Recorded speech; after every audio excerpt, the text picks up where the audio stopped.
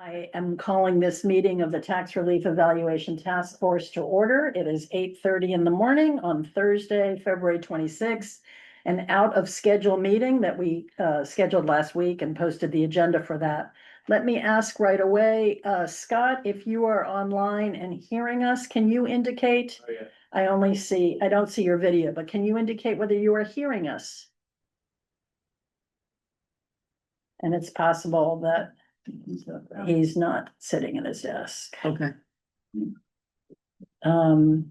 I will admit that I don't follow the chat or look at emails during a meeting. So when someone emailed us last week and said, I can't get in, help. I didn't see that because when I'm in a meeting, I'm focused on the meeting. Let me see if I've gotten anything. I guess I should open the chat just to see if anyone's, all right, I don't see any messages. Excuse me, is your camera and everything, are you satisfied? We are satisfied and Okay, we are thank on. you. Thank you very much. First order of business, Rich was able to turn around minutes in record time. Thank you very much, sir. Were there any comments or revisions suggested for the minutes for our last week's meeting? Amazon. Shannon, welcome. Can you hear us? I can hear you. Hey. Yeah. Yeah, nailed it. Something. Good to something hear good. you and good for Thanks, that Freddie. affirmation. Thank you very much. Minutes from last week. Any comments, revisions, questions? And if not, can I have a motion to approve? I move, approve the minutes of February. 19th. 19th. All in favor? Rich in favor? Oh, yeah. Shannon in favor? Yep. Okay, Okay. excellent. Thank you. Then those are approved. First order of business under Chair's report, I would ask that you brief us on your upcoming schedule. Oh, for personal reasons, I might not be able to be part of a task force from now on. And that's all I'm sure. Can I ask whether you are available long Yeah. distance if Oh. clarifications are needed? Yes, I expect to dump all my stuff into John's brain, along with a million spreadsheets and probably a list of questions. And I think hopefully I'll be able to outline the core one. Yep. And then I think we're done, because basically all the graphs that represent the survey results are done. And it's just things like making it lower income and higher Exactly, income. my favorite. I know it's your favorite thing. And You're a whiz on graphs, so I'm not worried. and then just being sure that, you know, Shannon, if you could take a look at the final thing to be sure that it's tight methodologically. Yeah, then- I did a good review as it is, but I'm happy to look at it again. Excellent. All right. So we will miss your participation as you've Thank been you. overwhelmingly critical to the analysis. Yeah. Much burden to you, but we really do appreciate I all the. like the puzzle, and I'm sorry to say that I only kind of figured out the last piece that's going into this morning. Well, so that's a good segue. We have a lot to discuss this morning. I will say, I'm hoping we can tackle 3 different drafts. One, the revised draft that I gather has been revised again since I distributed something. Yes, So I'm gonna have you screen share and we'll walk through that revision. There are a couple of critical questions that I think we need to talk about, but I'd also like to save 10 or 15 minutes to talk about the synthesis of insights that Rich had produced. And then I distributed a note with sort of early possible options that we would recommend to the select board in terms of adopting or amending different tax relief programs. And I think we need to start that discussion. So Ellen and John, I turn this over to you. okay, so this is just a walk through the beginning of why did we do a survey? We did a survey because we didn't have any ability to relate income to assessments. The initial question does income track with assessment? And so the survey helped us answer critical questions about the RTE's impact by income of the residents in town. Could I ask you to expand the width of what you're showing? Collapse. I have a horrible time. Is this the version? Is this the version? I know that you won't see no, you're not gonna see a lot of your stuff because I didn't I You went didn't- back to my version because That's fine. That's fine. I just was like, wait a second, this is not what I'm looking at. Okay. If you want to, if you go to view, I can, if you go to view on the menu, you'll be able to zoom, I think. you just go down to the bottom right corner Oh, and, bottom, and hit yeah. the percentage. Oh, I see. There we go. Okay, so we had 904 responses. 861 were homeowners and 43 were renters that responded. Okay, some caveats, it's self-reported, which we kind of know, that's true. And we only had ranges, so I had to map, analysis within the survey ranges. What does that mean? Two assumptions that are key. One, I used $2 million as the break even rather than the actual break even, because it made the analysis cleaner. And I used 150 as the dividing line between lower income and higher income. And Rich, there was a discussion, I think from Abby's work or from somewhere, we had 212,000 was the median income in Concord. The Census Bureau reports that for Concord. Okay. The most recent number. 80% of 212, Rich, is defined as low income. And 50% is very low income. Is that the right way to think of it? 80% is certainly the number that's used for 40B and stuff like that. So 80% of the 212 would be 169 or 170. Mhm. Because of the way we defined income ranges, I'm happy using 150. So that was the, And I'm happy calling it low income, given the way AMI definitions okay, work. well then I'll change the Well, graph. Well, I was gonna say the draft that I'm feeling a tiny bit worried about version control because I spent a long time on yesterday's draft, which is on Google Docs, which it's a search and find to fix it, but I don't think it's worth it to go through on this one, Ellen, because I like rewrote entire sections on the Google Drive one. Okay, so that was all I wanted to say, and just in general, I don't know if the words may mean as much as to just simply say, is it representative? Yes, representative of the town. Yes, in terms of house value, it overrepresents seniors and low income.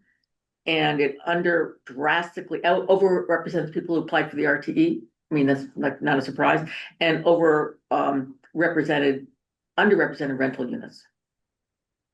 Okay. Mhm. And then how I got rental units was this is a chart from the housing production plan. And I just took the numbers that are 3 and greater units per parcel.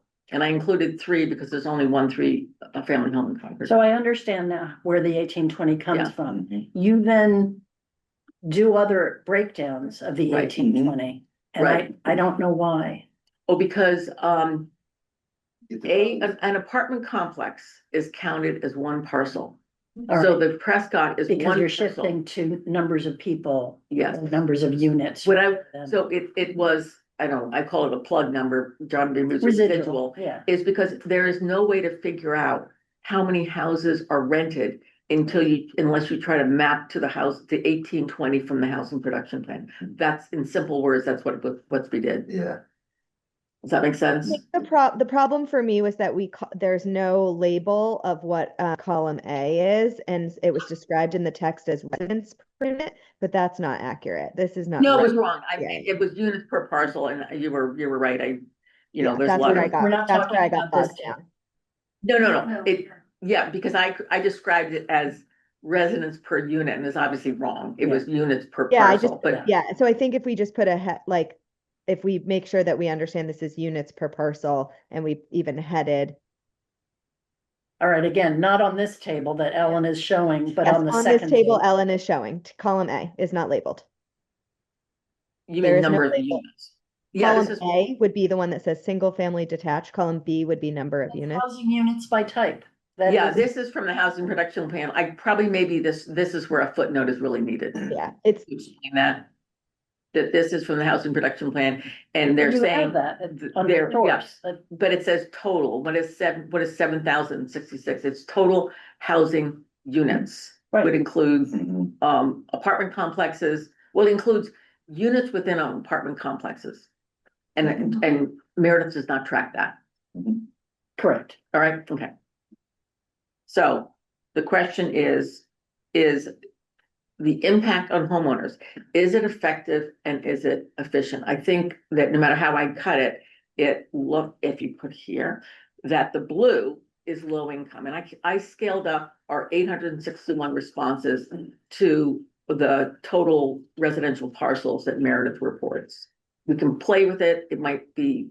So Okay, Ellen, I did a lot of work on this section. I reorganized the section. I went through each top graph and like described each one because I think a lot of the confusion in my mind lays from trying to use the same set of pros to describe both a pie chart and a bar chart, which I found incredibly confusing. But I don't understand if this is from a survey, how we can switch it to the number of parcels. Isn't this data survey data?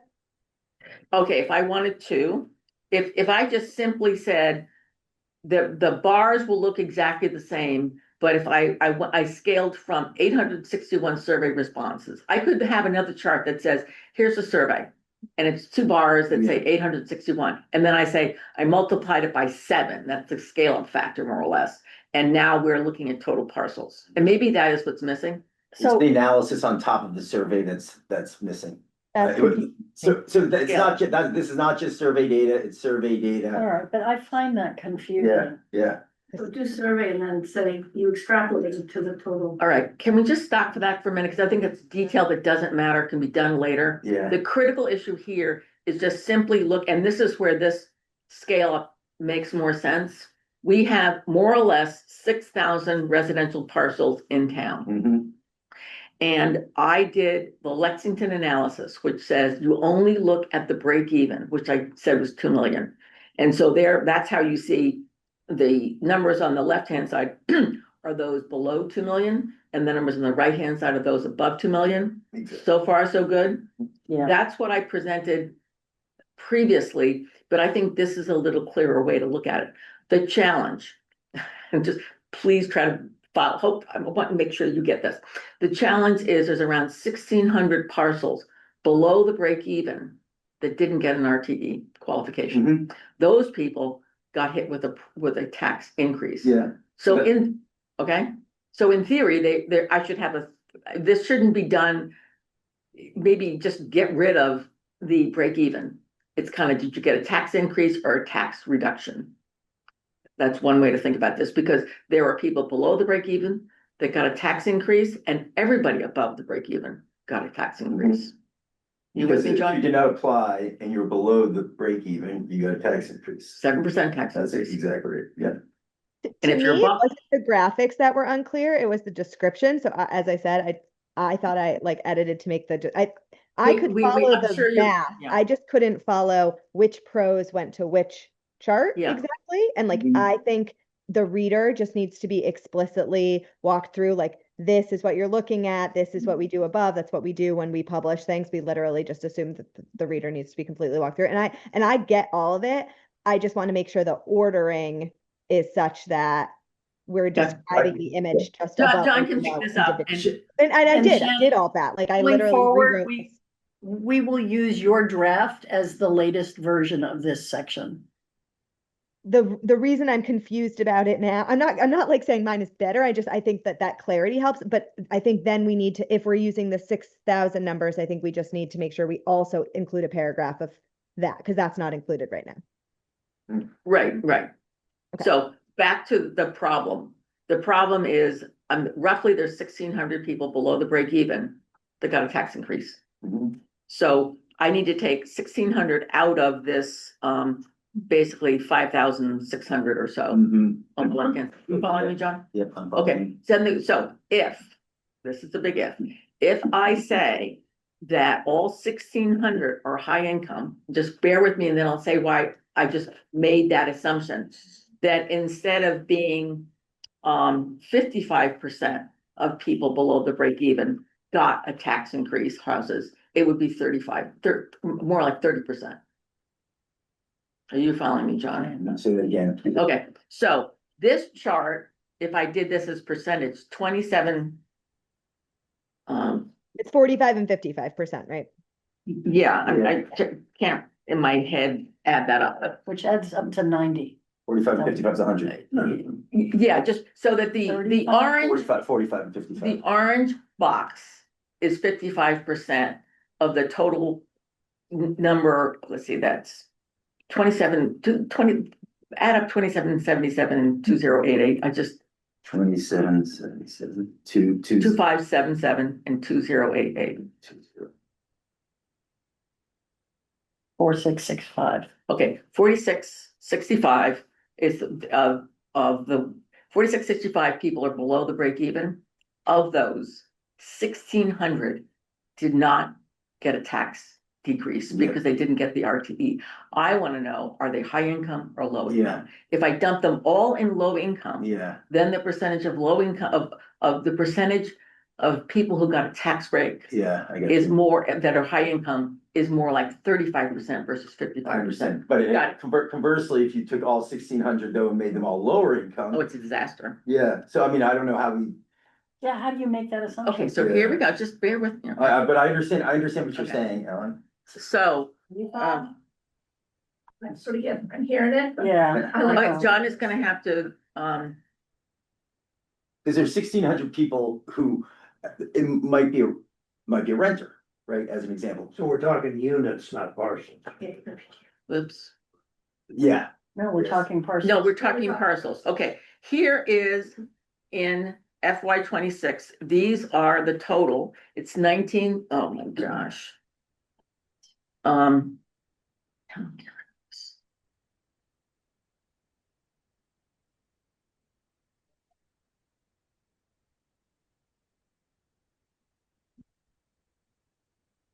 You have to see the categories, this is.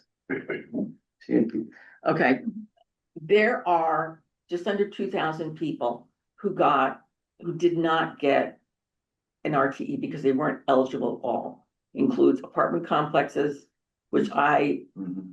take care of someplace else, vacant land.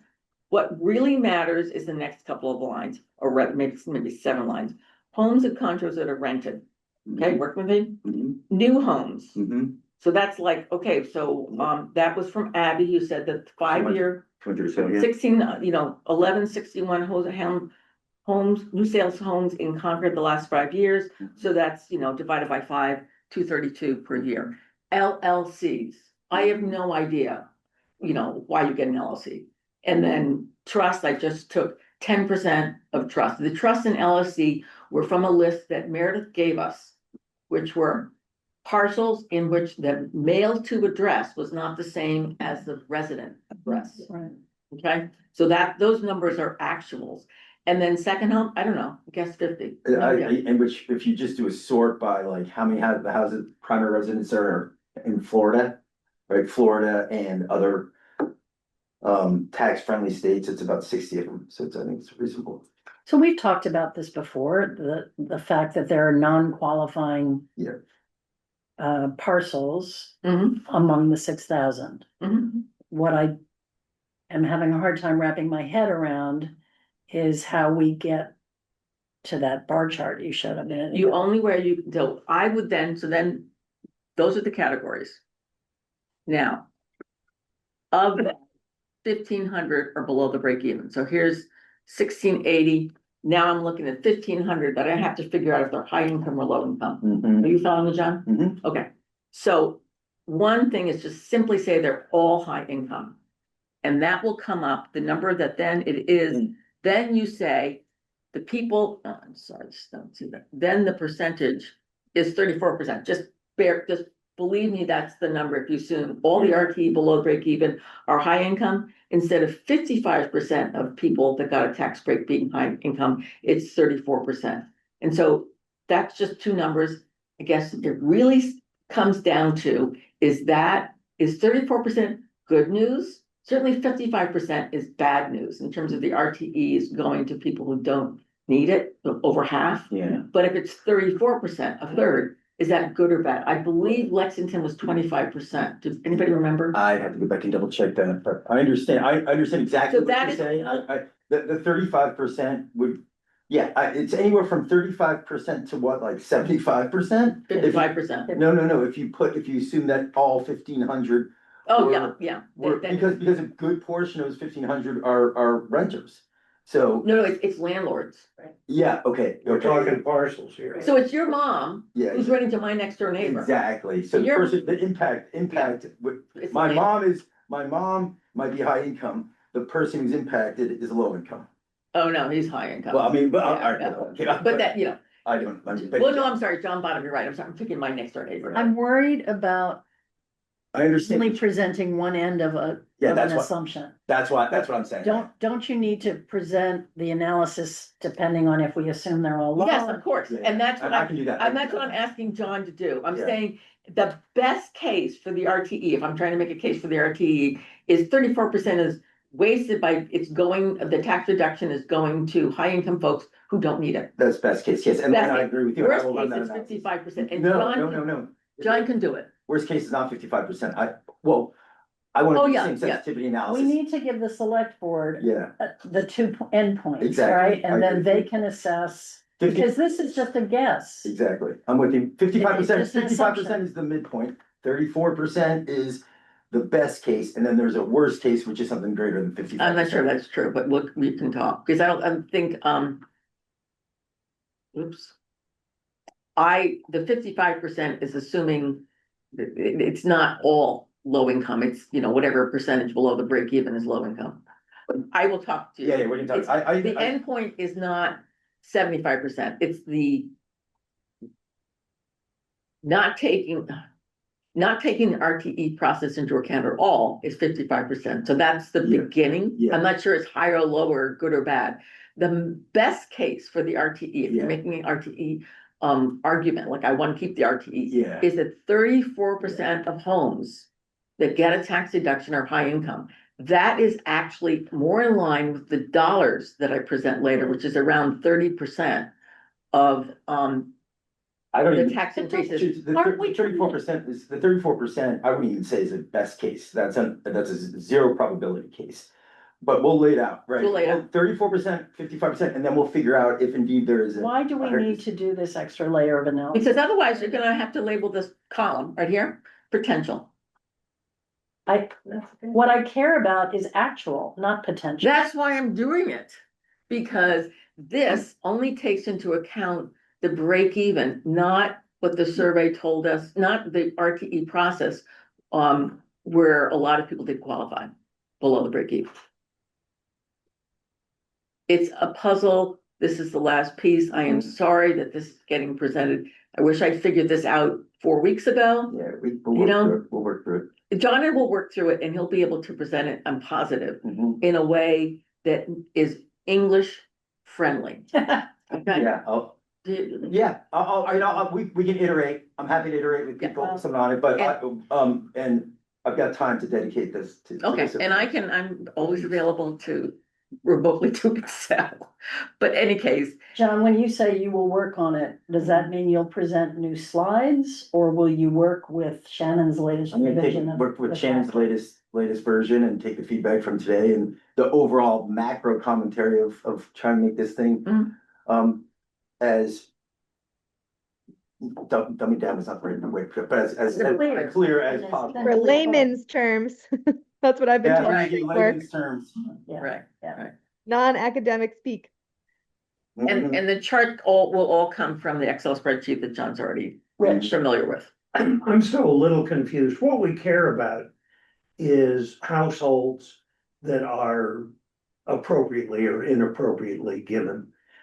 If we're using parcels, the Prescott is one parcel, but 300 households. Uh-huh. And I'm still a little confused. Um, Why are we doing parcels and not units? This was my source of mean, all confusion, of it's like, the- if we're gonna gross up, yeah. why gross up to parcels? Yeah, Why right, not? I think we So gotta if gross we up to. grossed it up, that would be Units. 7,066 Would be, rather the- than 16, would be the 18. total. And what I don't know, and John, you'd have to grapple with, is how do I know in the Prescott what the income is of each of the people who are renting? You don't, we'd have No. to, you have to look at renters in aggregate, that's the only thing you can do. and the renters are so disproportionately under, like, we just don't have an N that is big enough. In my opinion, Exactly, that's right, that's right. to do that extrapolation, because we're so underrepresented on renters that, like, you're not So gonna if, be to accurately say what people's income is for all renters. We do have the income, and I believe, and John can go through this, that the distribution of income for renters was lower income, but I don't think it was dramatic. No, it's So we substantially lower come income. from No, 43 it's- respondents. I'm talking about the survey, not what we gotten from the housing production plan. Yeah, which the is much more HPP, accurate. it's fairly dramatic. Yeah, and it's also pretty dramatic in the survey, the differences, if you look at below, I mean, it's like Okay. 75%. Oh, maybe that's right, I'm sorry, I'm too many Yeah. numbers. But Wait, so isn't our that- N that's for not so renters much. like 40? 43. Yeah, that, Yeah, yeah, so not great. but Like, the housing production plan is the other data source, Shannon, that we're. And John, Triangulating. you can add that in, if we wanna say units, again, the words are really hard, because Meredith will recognize the term parcels, that's what she's presented. Right. And the only place that we have housing units is a housing production plan, and I Yeah. think that you're right, that it's a better representation of Concord People. folks. Look, town, right. the further we go from, we start making more assumptions though. Yeah. That's the reality. We go from parcels to units, we're making assumptions and not as always. soon gonna as you top. leave the survey results, you're making assumptions. Yeah. Yeah, I'm just saying. I mean, you're if- making if assumptions with the survey results. The N was 900, whatever. I mean, so like. Yeah. All I'm saying, Shannon, is that if Meredith is trying to look for a number that looks familiar. I get This it, is but we the- can't be making a document for Meredith. I'm sorry. No, I wasn't planning on making a document for Meredith. No. That was my goal.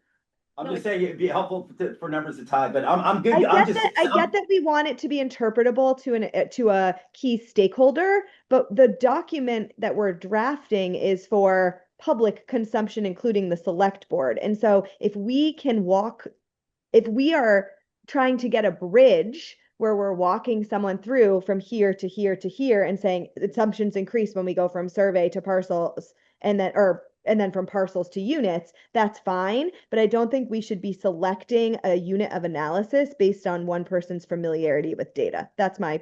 Shannon, I fully agree with you. I Okay, was not suggesting that we do that at all. I was just saying that okay. as we go from parcels to units, there are more assumptions. That's Okay. all. I I 100% get hear it. you. I just think we need to bridge it.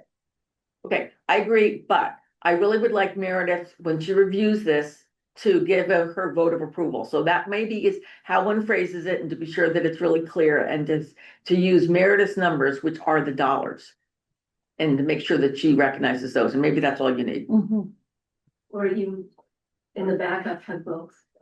Yeah, there's a zillion things that could be in an appendix. No, but I also worry about making this report so detailed and so complicated Mhm. that no one on the select board, let alone other people in the public, will be able to follow it. I think we're gonna need to have a slide deck that summarizes this whole thing. That's gonna be. Well, even that has to be clear. Absolutely. This can be a lot more clear than this. I think that's what I guess my point is that that's what I think a lot of people, like people will review. Both documents have to be clear, but I also think that this can be augmented with the slide deck. I mean, at some point, I asked myself, first of all, I noticed you tacked in the Chat GPT verbatim responses at the back of your section.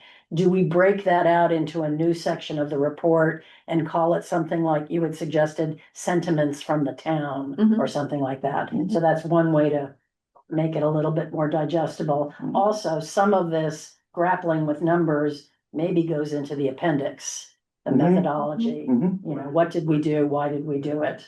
It's in all this assumptions about is it representative, is in The the, main the- chapter. but it's also in this chapter about the survey Yeah, it methodology. doesn't need to be both places. Okay, well, I think somebody asked me to put it both places, so, you You know, could have somebody's been got me to. because I read things separately, so I sorry. mean, I think a simple discussion in the beginning about is this representative of the town or not Mhm. is important, and you've captured that. But therefore, I don't think it needs to be again in the appendix. Yep. Oh, and I disagree. I think somebody's gonna look at, no, it doesn't, I think that one is not a big deal to duplicate.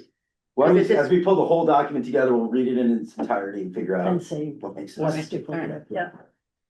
All right, other things you wanna I present guess from this I'm section? tired at this point, so I don't know. Really, I think that's the gist of what I was trying to say. The rest of it, I mean, of the, some of the slides that are interesting. Maybe you all saw this is. Again, Shannon wanted to know the explanation, but if we did get rid of the RTE, there are maybe 250 non-senior, low-income homeowners who wouldn't have a program, who wouldn't have the RTE If we support. do get rid of the RTE, there's that missing Yeah. middle, if you will. Yeah, and that needs, Yeah, I just was surprised, and I said this to Rich previously. It's not that I don't believe you. I'm just saying it's such a like that number I think is going to you think about when somebody reads a report, you think about what they're going to take away. And the main takeaway that somebody will say, in my opinion, from that is like, oh, it's 244 individual people out of a town of, I don't know what it is, 16,000 or whatever. Like, not as big of an impact as I thought. And maybe that's true, but I just want to make sure that we understand how we got there so that if we're making assumptions that would change over time or could be sort of like 244 is our best estimate, but it could be 10% lower or higher, or it could only is that our most conservative estimate? Is that our most aggressive estimate? Like that's what I couldn't understand from this number. sure. The other thing to remember is there are provisions in the statutes as well as in town through Hugh Cargill to help people who are experiencing financial hardship. Mhm. However, as you and I have discussed, there are people who have a hard time admitting that they are experiencing Right. financial hardship, and it may be emotionally difficult for them to try to access that Mhm. support. Actually, I'm not surprised I worry about that number, but It's I'm not 1%, surprised right? it's not larger. Totally. Uh, Reason I say that is younger people who would have just acquired a home are buying into this expensive market to begin with. It's the people who maybe inherited a home with relatively low income. It doesn't surprise me that number's small, but it does also say, hey, it's gonna be very hard, even as the housing stock turns over and we geezers die off and you buy our homes. If you don't tear them down, it's gonna be very hard for somebody to move in on a low income. So there are two examples on my street that I think are exactly this. One is a Acton police officer and a third grade teacher. And it's his mother's house. Mhm. So that is somebody who's not a senior, who, maybe earns less than 150, maybe not. Or a brother and sister that moved into her house on Central Street, that's their parents' house. The 200, whatever number, 240. 240, how did we derive that number? Remind me. It is it's using a survey to say, okay, what is the mix of age and income? And I probably did it by the assessment and RTE qualification. It was a series of And assessment, right? They're under the break even, so right now they're getting a benefit. Right. Okay. and so again, using survey data to try to figure out the people who are below the break even. Yeah. So whatever number you got, you then grossed it up, you weighted it to represent. The people who qualified for the RTE. The people who benefited from the RTE because they qualified, so that's less than, it's not the same as the 6,014, that's the. So it's the survey percentage of under 65, low income projected, And under 2.4, Under two. under two, projected to the number who got the RTE. Yeah, thank you. Not the total number. got it. And not, a good English explanation is good, because these are, one Excel matrix times another one, ad infinitum. One other just side point, in addition to my having reviewed it, the model cell by cell, Kathy had an opportunity to go through it good. as well and is comfortable with the model. Oh, thank you. Okay, so that's one, the other ones that are. So this calculation, which is the average increase that a landlord would get for these 1,820 rental units, is simply what's the assessed value per unit.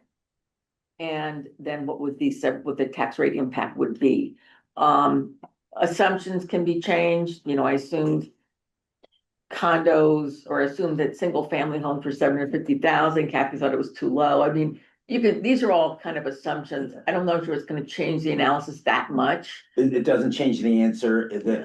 As an example, when we ran the scenario of $1 million for the single family Oh, home, right. it changes it like a couple $100,000 Yeah, in terms of the total dollar shift from landlords. So I assume the figures, correct me if I'm wrong, the figures in the far right column Mhm. are equal to 0.84, which is the difference Mhm. between 1305 and 1221. Mhm. 0.84 increase in taxes times the assessment. the assessment So try to divided by make it 1,000. 241,076 times. I ran the numbers Yeah. and found mistakes, what seemed like mistakes Mhm. in 2 or 3 of the cells. Okay. Why don't you, if you send me, I'll take a look at it. I put them in my comments Okay. of what I sent around. Okay, I'll take a look through it. Sure, Okay, all right.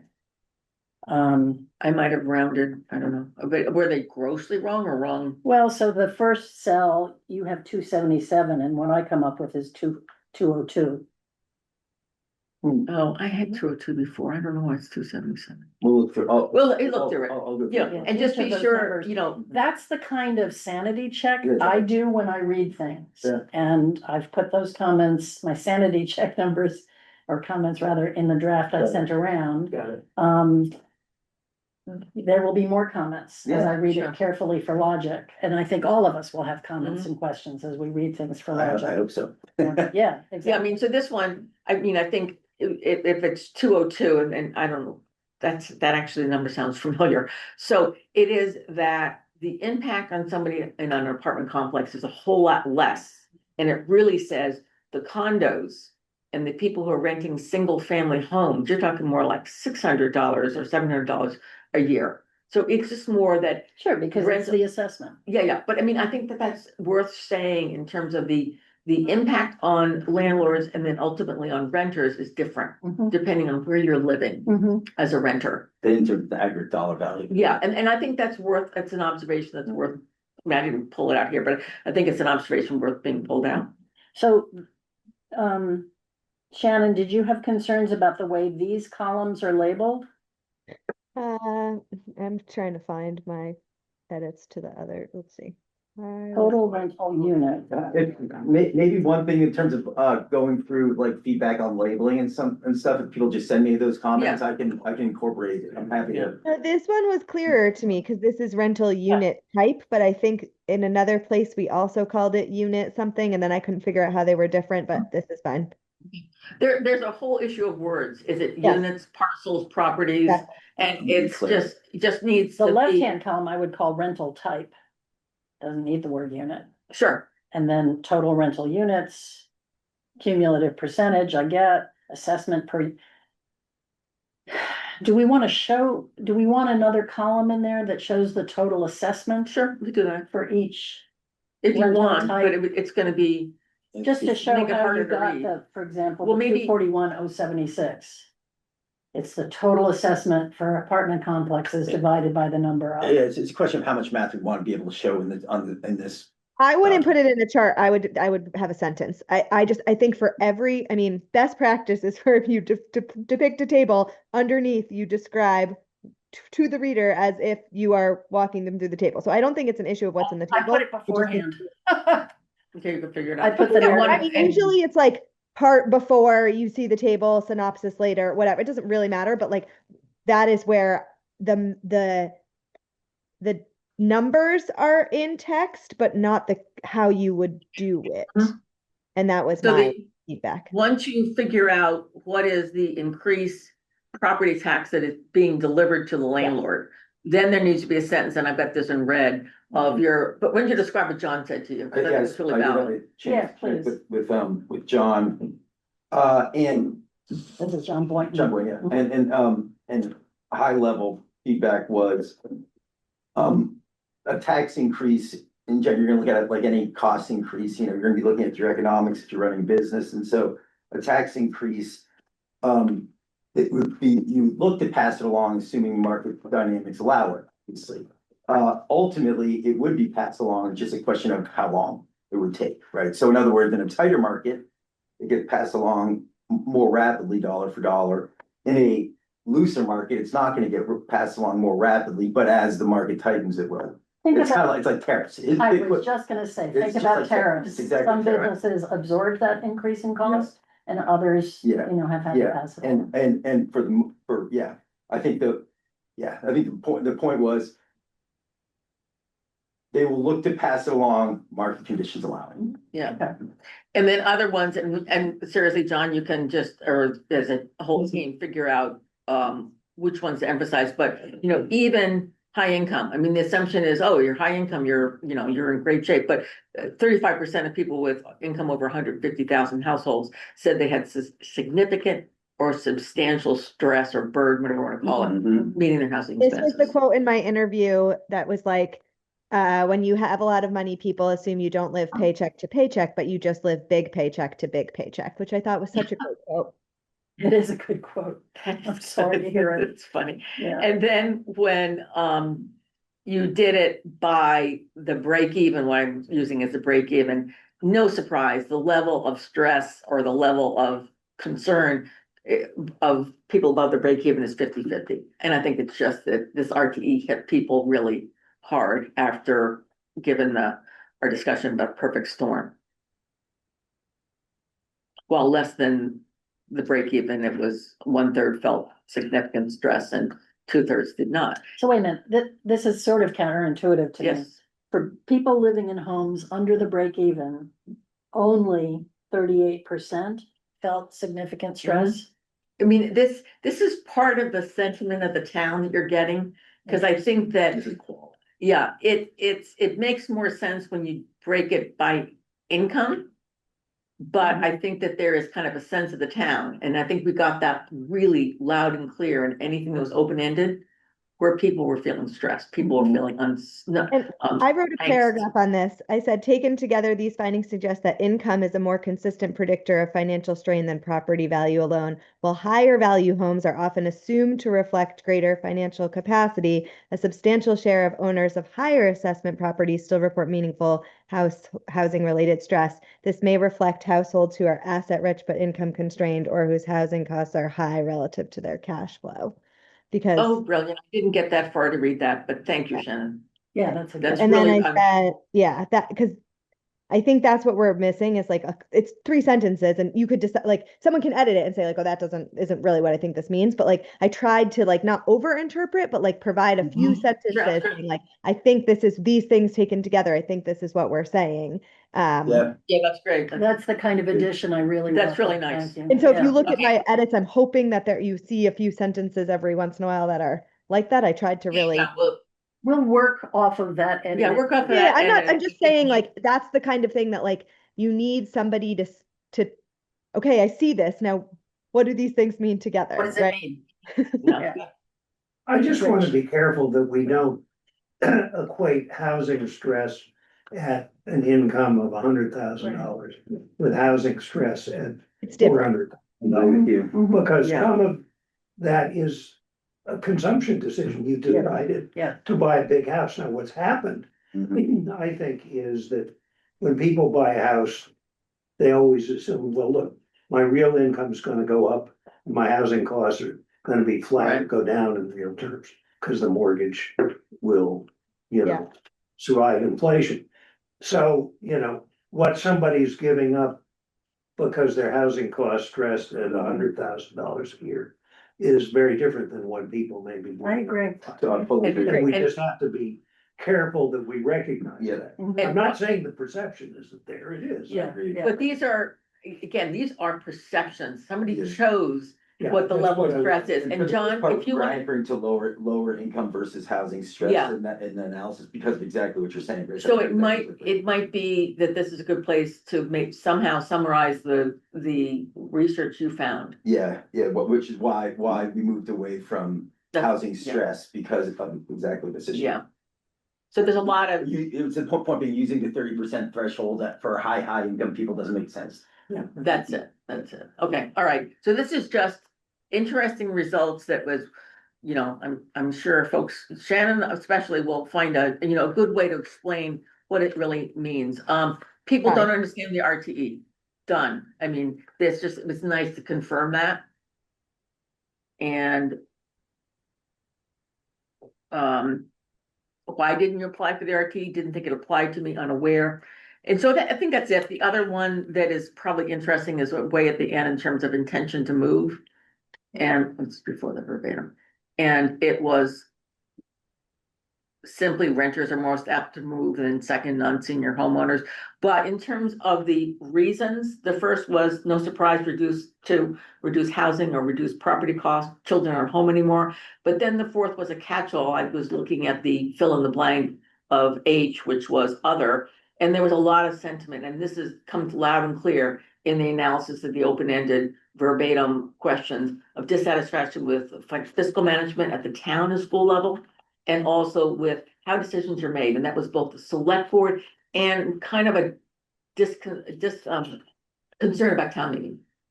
And so this is all perception and this is sentiment of the town, but those were important things to bring out. And I think it's also why the RTE got slammed so hard is because of the perfect storm and people felt really like we're spending too much money in town.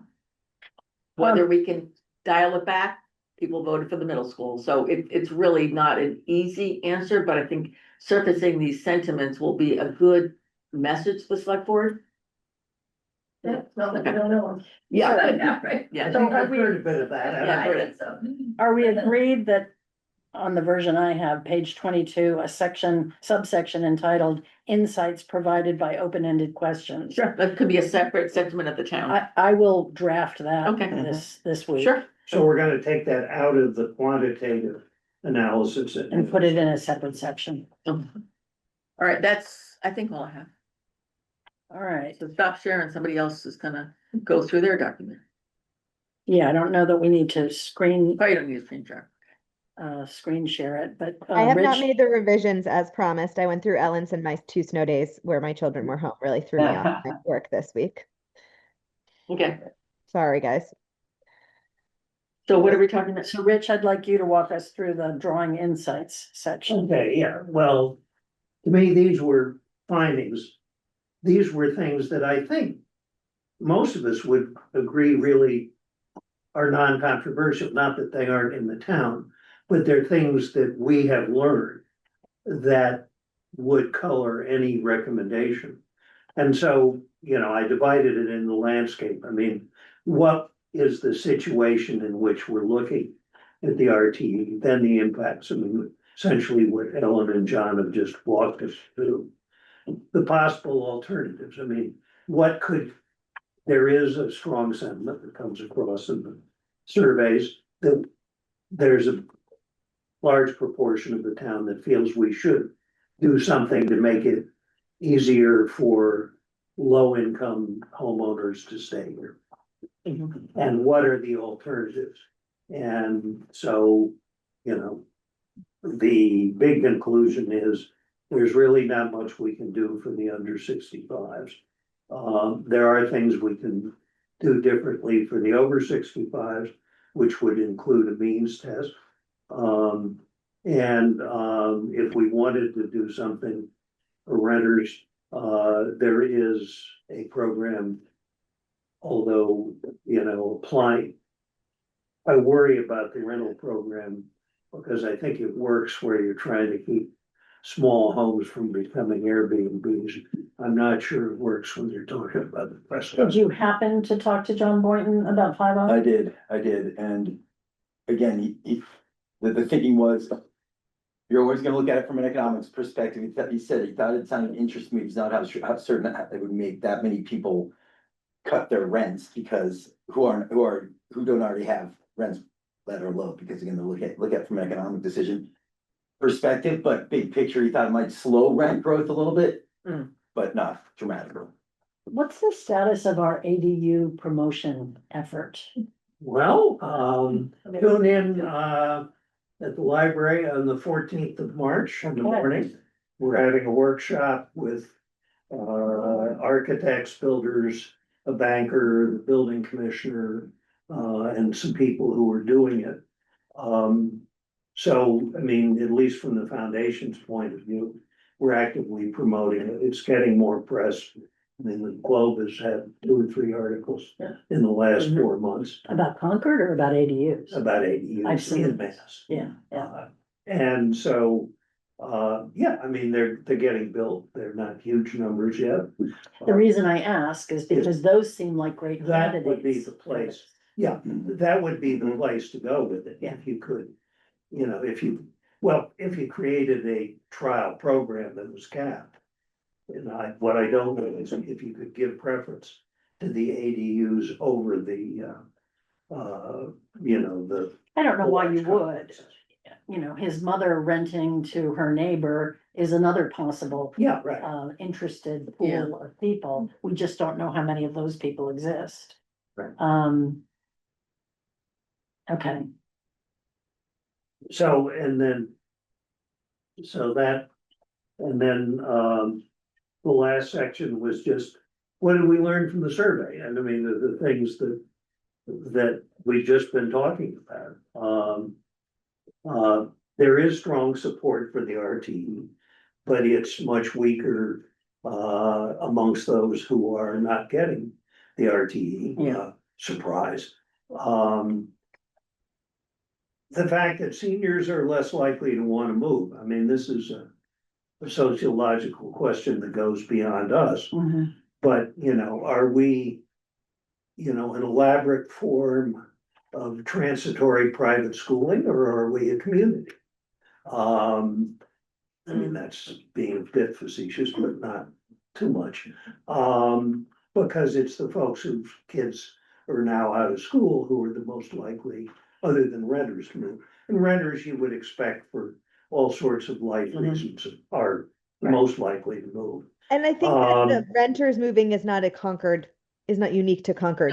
No, Oh, of course, it's right. Yeah. I mean, it So, would be like- true any, I Yeah. mean, just the nature of renting means that you're absolutely. more likely It's to why- move, right? So that was the seniors not being as interested in moving seemed like it could be driven by other things other than like typical. Like it seemed more fascinating to me than renters being likely to move. yeah, I mean, Yeah, no, I agree, and I think it shows that the seniors, you know, because they've been in the community a long time, and they have a stronger attachment collectively to the community than those who came here largely for the schools and want to lower their costs when. But it would be interesting what would happen to the school budget exactly. if all of a sudden, all of us Totally. seniors sold up and our houses were replaced by families with 2.3 kids. You don't like your school budget now, wait for that. Yeah.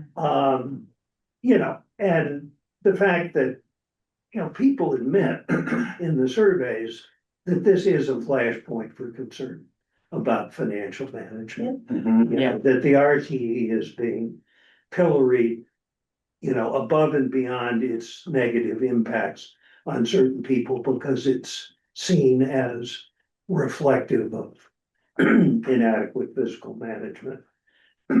Said another way, the RTE done at a different contextual standpoint in history of Concord would not, I do not think would have the same sentimentality around it. I think if it were Right. done in a different context, we would not be in such a hot button issue. Yeah, if we had, Yeah. you know, just had a large commercial development open that lowered the residential tax rate, I don't think we ever would have heard of it if we. We heard wouldn't much. be here. This committee would not have been formed. I In my- I mean, But think about the capital improvement projects that are coming down the pike for that town. you probably Whether have. it's a new fire station Really? or new DPW facility. This survey and this process may have stirred up consciousness about Mhm. spending in ways that may have foreboding consequences for their Yeah, I mean, votes. there's a lot of money coming down the pike, and I've heard that actually in coffees for the folks who are running for select board. Brought up directly, so Mhm. I think that is an obvious problem. When people read this section, was there anything that was missed? Anything we needed to add? I think I put in a bullet at the beginning of possible alternatives that simply states what you Yeah. said. This, the only thing, aside from special categories, the only broad tax relief program that includes homeowners below the age of 65 is the RTE. So Mhm. that's in there. And then I keep coming back to this notion that 41C1/2 is the only adoption possibility that actually requires town meeting and townwide vote. That's a good point. And the RTE does not. Mhm. And as you'll see in the note I drafted on possible things to recommend to the select board, I wonder if the RTE should be put to a vote. It's not required by law. But I keep coming back to this notion that people, from a process perspective, felt like their agency was not respected. They didn't have a Yeah. say in whether we would adopt this shift, this redistribution. Mhm. And maybe one of the ways to try and quiet down the opposition from a certain percentage of the town is to have people vote on it. Yeah.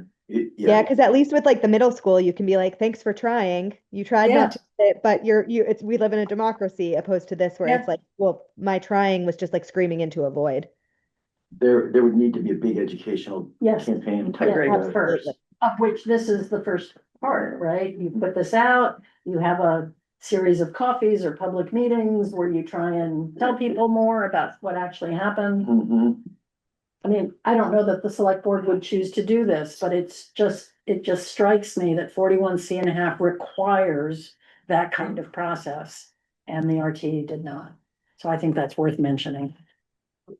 Yeah, and the survey said very clearly that despite that this is year 3, people still don't understand the RTE. Yeah. So that would be not surprising in year 1, but now year 3, it's still kind of a mystery to most folks. See, now So I is it surprising? Because once you sign the paper once to do it, you never have to do anything again. So I'm actually not surprised people know more about it because it's a weird time to decide to educate yourself. If you weren't educated in year 1 to sign the paper, what is the incentive to do it in year 3? I never have to look at this again. I don't think people are going to educate themselves over time out of the goodness of their hearts. I mean, Fair enough. maybe I'm cynical, but like I think the time to do it is when the paper's sitting in front of you and you're trying to. Oops. Oops, we lost you, Sharon. That bus is left. Yes. We can't hear you. No, hi. Now we hear you. Sorry, I glitched. I think that the decision point when people were going to make a choice is when they had to make a decision, right? And now they've made a decision. And honestly, we're not seeing crazy uptake year over year, which tells me that people have decided for themselves, oh, I don't qualify, I don't want to do this, I don't like this, I don't whatever, unless they're like new to town or whatever. I think more education is good. Trust me. I am a big fan of that. And I think if people are going to vote on something, then they might be compelled to learn about it. But in the interim, outwithstanding a vote or a change or whatever, I don't think we're getting more people deciding they want to learn about this just because. So Well, that brings also, when we did, again, when I'm talking about the RTE qualification process, there was only a couple of hundred people that you couldn't identify that they clearly didn't qualify because of a specific, aspect of the RTE, Right. like LLC. So it was, I thought there'd be a lot of people who chose not to apply, but it's hundreds. And that's what Meredith was saying, was she thought we'd Right, reached but the we max. talked about that in last week's meeting. Did we want to say anything about that in our report I somewhere? don't know that, I mean, but adoption level, About It doesn't change, it doesn't it change. doesn't change the answer, Yeah. really. It I mean, we Well, can, We talked about it bringing down the break even. doesn't by much. yeah, none of it, you're right, mathematically it changes some stuff, but it doesn't change the answer.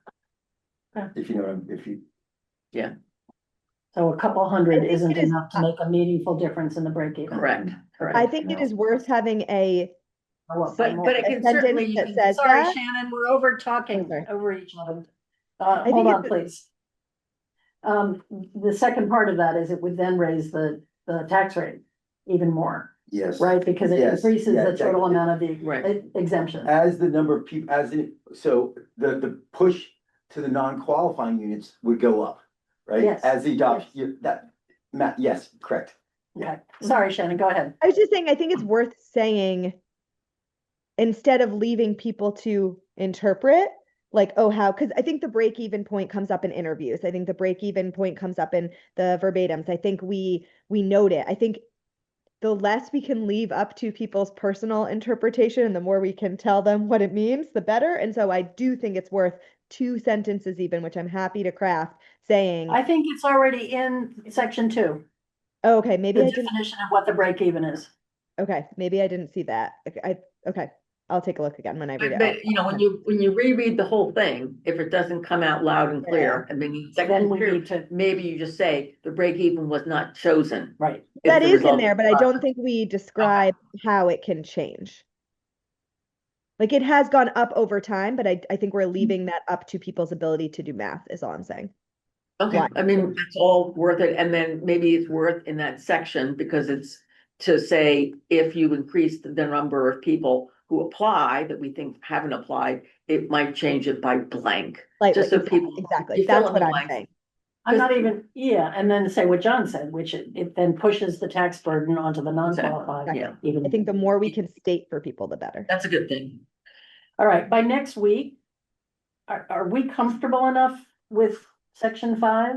I'd like to put together an integrated Yeah, version Yeah, I of the mean, document. the numbers are, the analysis is right. Now we Yeah. gotta get the analysis into layman's terms, that's, But we still need to figure out the 1600. yeah, the 1600. Once we do that, I will I think then, what I'm gonna do is just run scenarios. you run I'll scenario. just do the bookends and say, depending upon what you believe about these 1600 people and their income levels, it is between 35% and blank. All right, Yeah, and yeah, then- but I need to then know if you wanted, how to present it as a chart, unless John, you want to do that. We'll figure it out. Yeah, we'll figure that out. So in other words, you've got to come up with a way to explain the inefficiency and the range of the Mhm. inefficiency, because I think that's gonna have a lot of visibility. So my question is, will you have done that and revised section 5 in time for me to include it in an integrated version? If not, I'll hold off one more week Where- on the integrated version. When did you want to create the integrated version? Well, our next meeting is next week, Okay, so you need it by, Monday. let me try. Okay. I'll work on that. Okay. All right, last but not least, I'd like to walk through my brain dump of thinking about what the different options are for select board consideration. Under the RTE options, and again, this would affect all qualifying homeowners. It is, let me put it as a question, do we want to make a statement about whether to keep the RTE or not? Was that the charge? Let me go back to the charge. Was that, And you know what, you should feel free to make that recommendation. You're making a number of recommendations and so make what you You know, feel. one possibility is to say, look, phase it out completely due to the inefficiency of it. It Mhm. benefits X% of non-low income households. But then the question is, how would you provide relief for the under 65 who need some help? Mhm. Another possibility is you say to the select board, maybe you want to change it from 10% to 5%. There are towns that have lowered their percentage, there are other towns have raised their percentage in the last couple of years. Would that soften the hit on higher valued homes if we lowered the 10% percentage? wasn't the least. I thought it was 10 to 35. I thought those were the choices. No, Oh, it's fine. up to 35. One any- town has 3%. Okay, good. For whatever reason, I had in my mind 10 to 35. Okay. Another possibility is that we just, we recommend a stronger public education campaign, keep the RTE because it's the only option that provides some level of relief to the under 65s. Do we recommend to the select board that we try to increase the number of qualifying parcels? We've just had a discussion, kind of talked ourselves out of that. Mhm. But that was another possibility I thought of. And then, as I mentioned a moment ago, do we make a recommendation about public education campaign and then put it to a vote at town meeting and at the polls? And I know that has political consequences but is that something we want to recommend? So those were the tweakings Mhm. that I could think of around the RTE. With regard to the senior means tested exemption, which of course only by definition benefits seniors, we've come to terms with the fact that our asset limit is quite low, 275K. And that if you are relying on your savings for part of your income in later years, the required minimum distribution for 1 million or 500,000. I show you here, they're rather low total incomes that you would draw depending on what we think the limit should be. Carlisle currently has an asset limit of 500K, whereas Brookline has 750K. You know, maybe we want to be so bold as to put 1 million as the asset limit. So as to attract more worthy, no, that's not the right word, more qualifying seniors into that benefit. Right now, the definition of our SMTE is that it will provide up to a 50% exemption of property taxes. One of my questions to you was, what do we actually give? The language allows it to go to 50%, but I wonder if that's what we've actually done. I don't know, I thought we did that. Okay. But it should be on the, I don't know, maybe that's a Meredith question. I think it probably is. Yes. So other towns, I didn't put this in here, but other towns link their senior means tested exemption to the circuit breaker in different ways. And do we want to think about that at all? Don't we set the income limit based on circuit breaker? You know, the Yeah. income limits that are listed right now do not match the circuit breaker Oh, definitions for 2025, and I don't know if that just hasn't been updated yet. The last time I looked, the income and house value figures were different. And is that the assessor's website? Mhm. She's usually right, so. They're lower than the circuit breaker. Yeah, yeah, and so it felt like it hadn't been updated yet, but I don't know why, because they would set different. It wasn't just a values. little bit. Clearly, it wasn't just a little bit lower. I don't remember the actual number. My recollection is it was under 100,000, under 100,000 For a joint, couple, as opposed, yeah, it might have been 90 something, you're right. as opposed to. So I'll look again and send those numbers around. With regard to 41C.5, which Concord has not yet adopted, it would provide an exemption of 5 to 20% for seniors using circuit breaker income limits, and it has 0 asset limits unless we want to set something. Bedford has not. As I've said several times today, the law does require adoption being affirmed at town meeting and at the polls. Do we want to recommend 41C.5? Do we want to recommend that we keep the senior means tested exemption and 41C.5? Right now, we also offer 41C, which is just $1,000 off.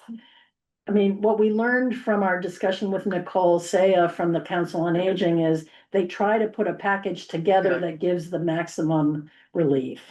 And I'm not sure, that was one of my questions to you. Do we have a maximum threshold? Is there a ceiling of relief above which the town won't go? It's all about finances, right? So In some towns, it's very explicitly stated that they take circuit breaker into Yeah, account yeah, first, and then will give you no more than a total of 50% of your property tax as relief. I mean, I don't know, we have to go back to the assessors and how we project those costs. Yeah, But right now, they're so low, we know the eligibility is low, so if we look at changing it, we need to seriously look at how much that costs. yes, And by the way, we'll increase the tax rate. yes, Mhm. To Yeah. handle that, so but that might be the right thing to do, yes. if we can get some confidence, that we're gonna give people more. and interestingly, I know Meredith had in the original RTE presentation, like from 2024, there was like 1,500 people would qualify for 41C.5, and that's also what I kind of got from the survey. So, I think we can come up with a number of likely recipients. Mhm. And that's just looking at income and house values, Exactly, because assets is not part of it. right? So in other words, that might be an interesting little piece to plug in your section about, Likely qualified, because then you still have to apply, right? yeah, you have to Yeah. apply. If you choose not to apply, that's your business, Right, but so if you. qualified, we know there's some percentage of people who won't no matter And what. Bedford made that estimate before they. Oh, they before did, took okay. it to town meeting. Yeah, and it's not to say that we would do it through the overlay. Right, either. right. So, I mean, that's an option, but it depends on what we've accumulated. We're cutting back that overlay fund. By the way, we're trying to manage that very tightly now, so. Okay. Okay. And then last, do we want to recommend some form of adoption of 5.0? My first point was, do we first do more systematic outreach to landlords? I think I've come down on the side of run a pilot and see what the response is. Do an education campaign, have public meetings, and then see if people are interested. Alternatively, if people feel strongly that we haven't done our homework enough on landlords, we need to do better outreach to the better, what's it called, the business roundtable, and try to get more than John Boynton and. Well, it's and also, Stephen yeah, it's Taylor. also individuals who are renting Yeah. condos. I mean, I don't know how you get the, 11% that are Concord Green rentals. Again, we actually never presented to Concord Green. I know, So they kind of got stuff. so that's another possibility, Yeah, right, cut is to go short. back and say, Because I think there's John Boynton's, I bet that we'll hear the same thing. Just what John said makes a lot of sense. But then it's a question of like, how about individuals? I wonder, is it possible to canvass in some way or Mhm. register in some way? People like your mom, single individuals who rent out a house or two. How could we find those people? We have no idea how many properties there are like Well, that. you do know, I mean, you can't, it's in this record that Meredith gave us as to, where the mail to bill Yeah. is different than the resident's address. The Yeah. question is, are they gonna be happy when you knock on, call them up or something like that? But we do know that. But there may be different reasons for Yeah, the mail right. to being different. Yes, there's all kinds of reasons, but I could, so But we could do very a targeted imperfect. mailing. very imperfect, You know, but maybe If you are a landlord renting and would be Yes. interested in this. that's a good idea. Yeah, Mm-hmm. a targeted mailing, just like the postcard. Yeah. Yeah. So. I guess the other thing I was thinking about is there are those 5 bills that are currently before the state legislature. Which I also mentioned in the email to you. One of them, offers to take senior means tested exemptions and make it available to anyone in the state if a town so chooses. Limiting the benefit to no more than 200% of the circuit breaker credit. Is the way the language currently reads. So the current, didn't you say that people typically are getting what, 1,000? In town, the last data we had was from 2022 and previous years, and it was about $1,000 of credit. So 200% of that. 2,000. Yeah. Well, no, it'd be, $2,000. 2x, all right, 2x. Yeah, I mean, that sounds, it's interesting alternatives, Yeah. really. yeah. So my thinking is, we write this as narrative and do we have it as a separate section or do we put it into the section that Rich has started? But in any case, that we write it up. I think it's a separate section. I think that in part because I'd like to use the findings as this is true. Yeah. Now, what you do about it. Yeah. Here are the things- Recommendations. here are the things you could do, and the only thing I would add is that don't repeal one without doing another. In other words, what I would worry about is we vote out the RTE, but then it takes us 2 or 3 years to get 41C and a half, and that would be a major mistake. Yeah, I mean, it's Not apples and oranges, but it's at least a little bit more relief on the senior end. right, yeah, I mean, it doesn't solve the Yeah. under 65 problem, but don't, give the seniors a $2,000 tax increase for 3 years and then come back and, Yeah. It's gonna be Then easier it's, to do it all you at know, once. you gotta Yeah. phase one over into the other. You're actually, I agree. I think the vote would be a lot more positive and a lot more thoughtful if you had getting rid of this, adding this. Yeah, As and- opposed to just axing it and doing nothing. And you're taking very inefficient dollars and giving them to the people we wanna give them to. I mean, it's an easier. It's an easier And then sell. you have that town meeting thing, so the problem with town meeting is you're a year away from Yes, implementing, yeah. right? And then Yeah, you've got right. something So- for 6 months, so maybe it is a transition and you recommend some reduction in Oh, I the see. existing RTE, but then you're making strides toward the other. Yeah, I would I- not, I mean, I personally would say, keep it the way it is and yeah, I'm just. get 41C and a half on town meeting as soon as you can, but. And do everything and you can do to it in launch. such a way that the current system sunsets when 41C and a half is implemented. And do something about renters. Yeah. Start a public Something education about renters, campaign yeah. and do a pilot program of 5.0. Mhm. And that just leaves us with the one group. The 200 or so seats. I mean, it's interesting to me that we didn't. Again, find- that's from a survey. I don't know what I can't like jump into that and say, here's the addresses. So Yeah. a lot of these are a lot of Estimate. assumptions, yeah. We didn't find any nearby suburban towns that were really thinking about doing the RT. It struck me that most of them, they had some concern about affordability, but they seemed to be more interested in building affordable projects than in making the town affordable. I mean, I have a problem with that because I think it doesn't address the missing middle, but Mhm. you know, I mean, that, we're certainly somewhat out of step with other towns like Lexington or Acton that are saying, yeah, we're gonna build more housing, but we're not gonna do, the, RTE. You know, and the RTE is for, either towns with a very bifurcated, market, although Concord really does have something of a bifurcated market, or for seasonal communities where Yeah. you're fighting the conversion to. It's interesting to think about what Concord would feel like if we didn't have Monument Street, the farm, the large, the expensive The property. break even would come down Yeah. a lot and if it would become more efficient.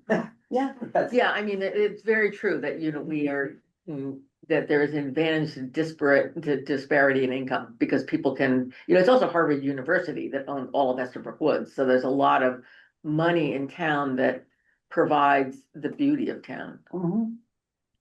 But doesn't contribute to the tax. Doesn't base. contribute to the town. So it's like, why do you think seniors want to stay? It's such a beautiful town. Yeah. It's So just- then the only other thing I want to say is that the goals for we talked about preserving, helping elderly stay in their homes and promoting economic diversity. Can you say anything about those two, when you're writing up your summary? Mhm. Well, yeah, that's why How the, we are doing. that's why getting the right percentage of the low income that are. Yeah, right. Is important because that is seniors, we could cut it more to talk about seniors, but I didn't do that. Mhm. But that's. That's the other part of it. Seniors that, We do have probably have that data for homeowners that's reasonable, that's reliable, so maybe that's worthy of a. So I would Sorry. suggest that 8, and I guess what becomes 9, i.e. the options, Mhm. that then becomes your executive summary at the Mhm. beginning That's a good as idea, well, yeah. right? Yes.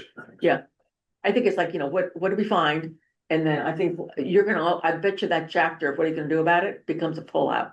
That a lot of people reference, because that will be also a great article for the bridge. I mean, a lot of things, that is the go forward as opposed to why we're all upset. We all wanna hear, what are we gonna do about it? But I will say, the way I've framed it currently is, we're not telling the select board what to do. No, and We're saying these are The different. options to go forward. Yeah. I think I think it's the sort of thing, imagine if you were voting, that would be kind of a voter information packet. Cause it's based on analysis, it's based on a lot of what other people are doing. Except by the time you get to voters, the select board has to have narrowed Yeah. its mhm. policy decisions, Yeah. right? Yeah. Yeah. But I think that having that chapter of what are you gonna do about it makes the whole analysis forward looking. Which is Yeah. really nice as opposed to point in time, this is why people are upset, the forward looking, I think is what really will get people. I think excited because you're actually showing some alternatives. Mhm. Agreed. So I think the work that you've done. It's is action-oriented. Great, is really important. And Rich's comment about other towns care about increasing the amount of affordable housing Yeah. in town. I think there's a statement that I've been tempted to make about using appropriate policy tools to accomplish policy objectives. And the RTE has always struck me as an inappropriate tool for promoting economic diversity. It's really more about affordable housing in my mind. Yeah, I Do think we've people said see it that. other I think we ways? said that, John, I think you said that like month one of our Mhm. meetings. And so it's like, I think the way I kind of phrase it is the RTE is kind of a short-term fix. But to maybe keep seniors and low-income people in town longer, what the long-term fix is affordable housing. a better stock of housing, so people can downsize, people can buy their first home. And honestly, That's we it. didn't know until we looked at the housing production plan closely, the importance of renters. Oh, and That you was, know, that was a surprise. by the Yeah. end of this coming year, they'll have a new housing production plan. I think it'll be the end. Next year. Oh, next year, okay, never. mind. Oh, I wanted to ask you, you referred to a 2020 housing production plan. Mhm. Is there a different document than what I look at says 2023 to 2020? Wait, maybe I cited it wrong, It but went on ice during the COVID. It was to be the 2020 plan that would have, So what's the appropriate way to refer to it? It was published, I think, in 2022. it was approved by the select board in December of 2022, I think. Yeah, that you're looking at the right one though. Yeah. There was Just figure out how it should updates be to it, referred in to. the last year, didn't we update it for the current, an update to the census? The housing, Well, they were gonna do it, but I didn't know if they'd actually done it. okay.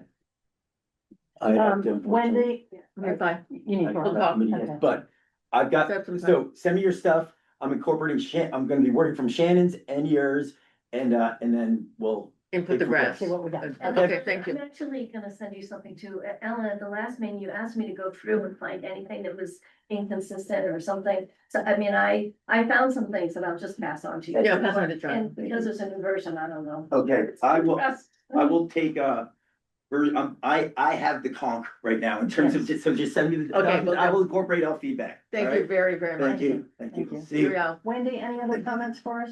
No, I think that's it. I mean, Okay, all right. great.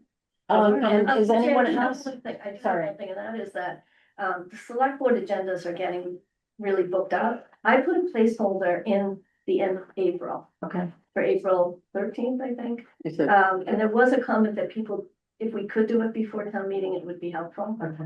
I don't actually know if that matters, but. It depends on how, you know, I think it depends on how, if John can. Yeah, well, pull it this depends through. on how you're. Plenty to say. That Yeah. what, that particular issue is really important. so It's we need to very know that. important. Unfortunately. So it's just a placeholder. Yeah, I'm just saying, I just Okay. put it there All right. because it's getting so backed up. Otherwise, it won't be till end of May. Yeah. So that's the concern, Yeah, okay.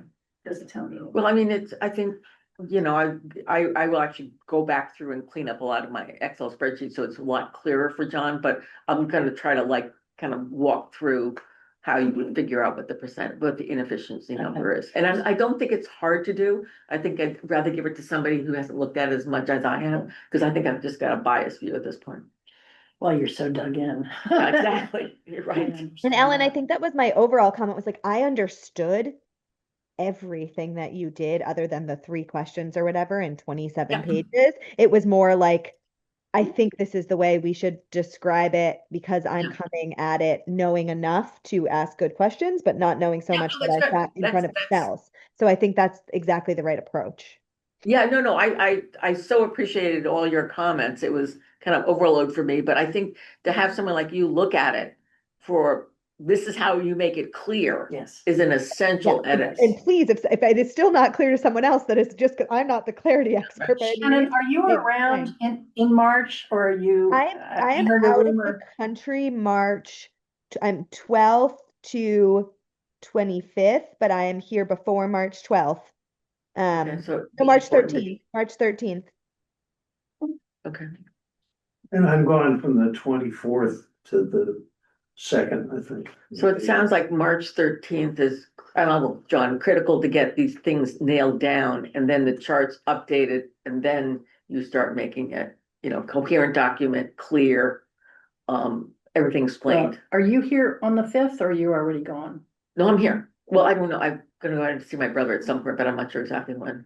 But I can, I mean, the question is, when do I start integrating? I would like It's to up to- send, and I know it's up to him, but I'd like to send an integrated document out while we still have as many people Mhm. available as possible. I'll work with John to try to get it done for the next meeting, which is, Okay. is that the 5th, next? 5th, yes, a week from today.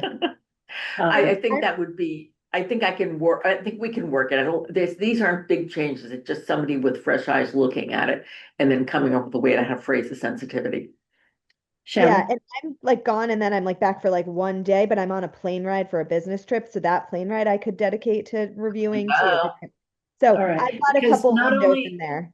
not only do we have a report to finalize, but then we also have a presentation. Right, Yeah. John also said he'd be willing to do slides, and that he's done ad nauseum. Yes, I because, understand. He pulled them together pretty well, Made his living doing it. yeah. Do we need to tentatively put March 12 on the books as another meeting? You're gone. I'm gone. Yeah. I And can't, I Shane. have my kids are home that day, so like I'm available to read stuff, but I will have two children with me. All right, and I don't know what Kathy and Abby's stories are. Just sort of a notional placeholder, Mhm. if we have a quorum, we may need that. All right, any other comments from those attending remotely? Now is your time. Speak up, or please.